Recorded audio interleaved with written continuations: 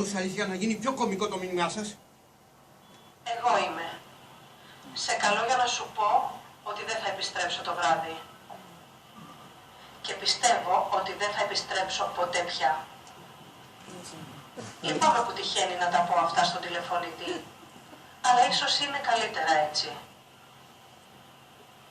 Αντίο, Πιέρ.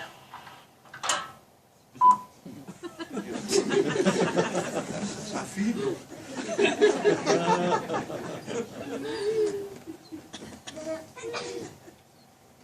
Είστε σίγουρος ότι δεν χρειάζεται τίποτα? Όχι, όλα καλά. Καληνύχτα.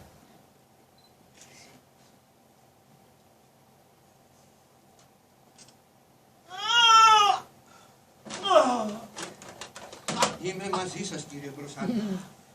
Είμαι με όλη μου την καρδιά μαζί σας. Ευχαριστώ πολύ. Γεια σας.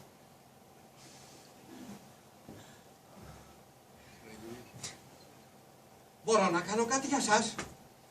Κύριε Πινιό, θα προτιμούσα να με αφήσετε ήσυχο.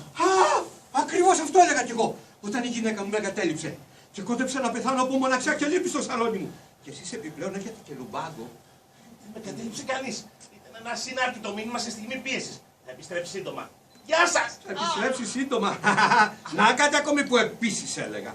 Και πέρασαν 2 χρόνια και ακόμα να επιστρέψει σύντομα.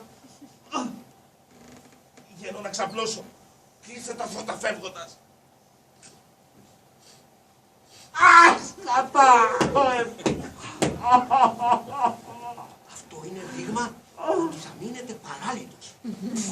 Είπαμε αντίο νομίζω. Δεν θέλω να σας τρελάνω. Αλλά ο νοτιός μυελός έχει πειραχτεί. Είναι δείγμα ότι θα μείνετε παράλυτος.